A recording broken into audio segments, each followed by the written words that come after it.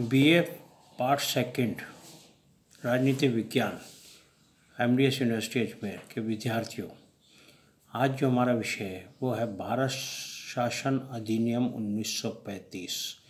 भारत सरकार का जो अधिनियम था 1935, government of India act 1935, government of India act 1935, Bharat सरकार अधिनियम 1935, गवर्नमेंट ऑफ इंडिया एक्ट 1935। तो सबसे पहले हम इसकी प्रस्तावना या इंट्रोडक्शन करेंगे।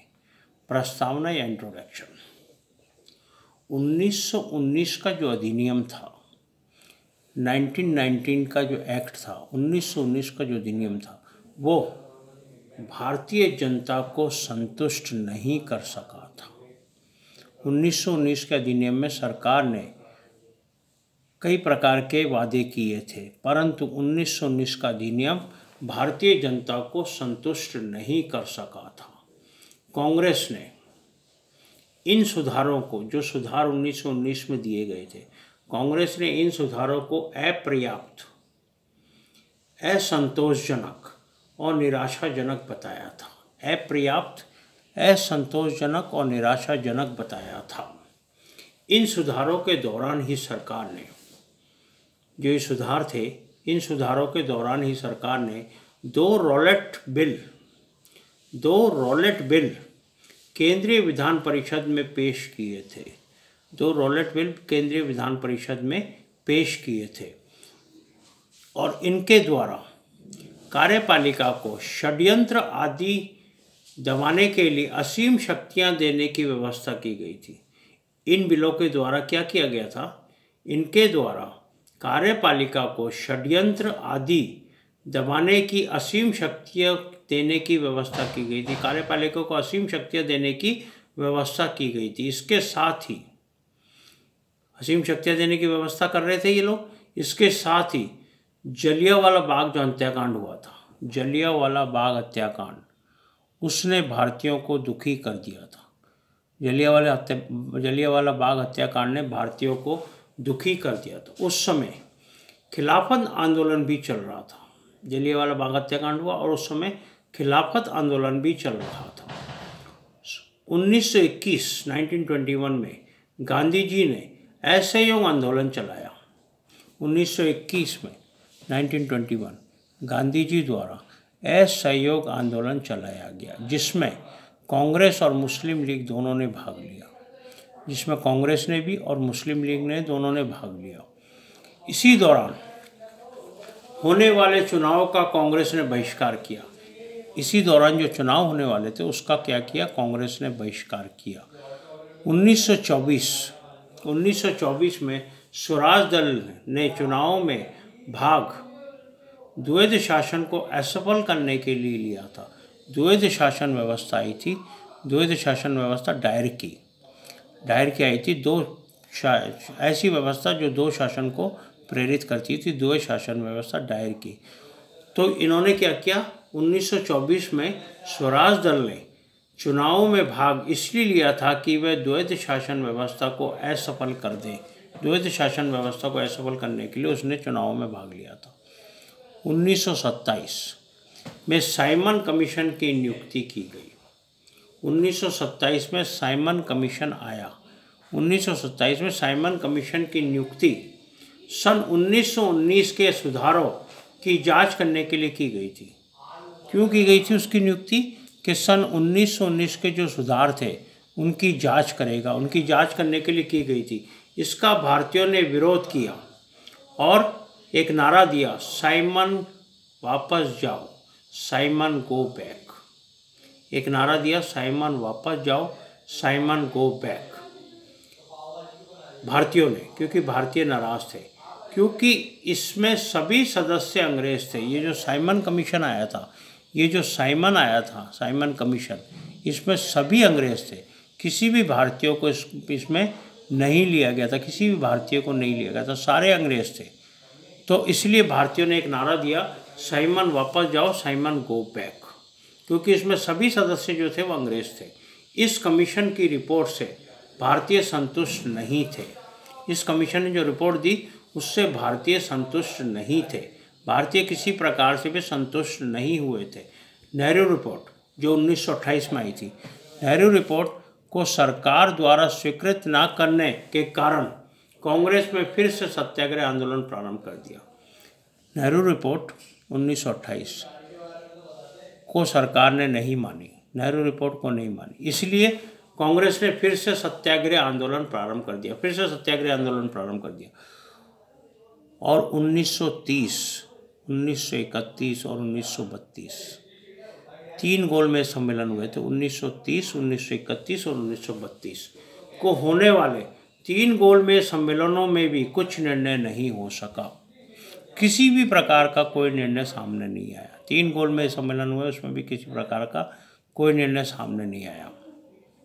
तो इस पर मदन मोहन मालवीय ने कहा था कि मदन मोहन मालवीय इन्वर्टेड कॉमाज में लेना, मदन मोहन मालवीय ने कहा था क्या था इन्वर्टेड कॉमाज में लेना, नया अधिनियम हम पर थोपा गया है, नया अधिनियम हम पर थोपा गया है, बाहर से यह कुछ जनतंत्रीय शासन व्यवस्था सा दिखता है, बाहर से यह कुछ जनतांत्रिक शासन व्यवस्था सा दिखता है, परंतु भीतर से यह बिल्कुल खोखला है, परंतु भीतर से यह बिल्कुल खोखला है। इन्वर्टेड कॉमा बंद कर देना। तो क्या कहा मदन मोहन मालवीय ने कि नया अधिनियम जो हम पर थोपा गया है, नया अधिनियम जो आया था जो हम पर थोपा गया है, वो बाहर से तो कुछ जनतंत्रीय शासन व्यवस्था सा दिखता है, बाहर से तो ऐसा दिखता है कि जनतांत्रिक शासन व्यवस्था है, जनतंत्रीय शासन व्यवस्था है, परंतु भीतर से बिल्कुल खोखला है, भीतर उसके कुछ भी नहीं है, बिल्कुल खोखला है भीतर से। तो ये मदन मोहन मालवीय ने कहा था।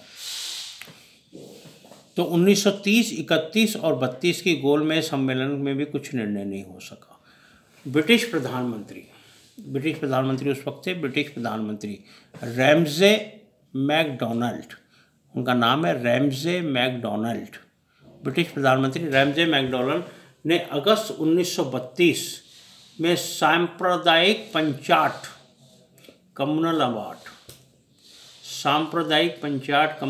दे दिया, कम्युनल अवार्ड दिया 1932 में, जिसमें सांप्रदायिकता के आधार पर, इसमें क्या किया, जो कम्युनल अवार्ड दिया, जो सांप्रदायिक पंचाट दिया, उसमें क्या था, जिसमें सांप्रदायिकता के आधार पर प्रतिनिधित्व की योजना बनाई गई थी, सांप्रदायिकता के आधार पर प्रतिनिधित्व की योजना बनाई गई थी, मतलब सांप्रदायिकता के आधार पर प्रतिनिधित्व रहेगा, सांप्रदायिकता के आधार पर प्रतिनिधित्व की योजना बनाई गई थी।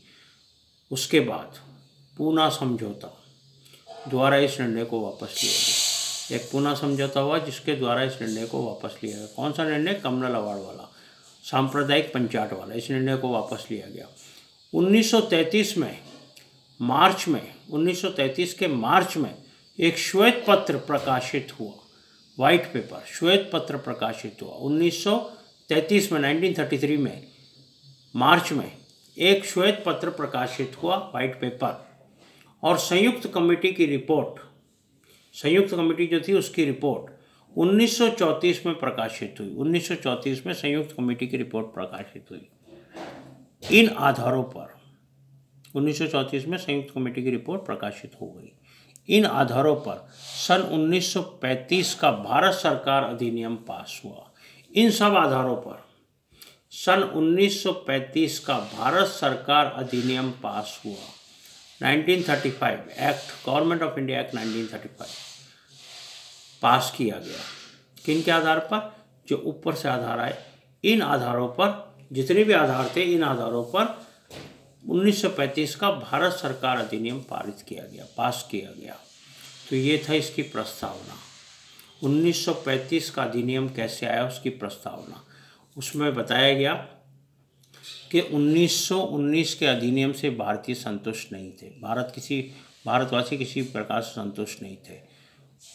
1921 में गांधी जी द्वारा असहयोग आंदोलन चलाया गया जिसमें कांग्रेस और मुस्लिम लीग ने भाग लिया।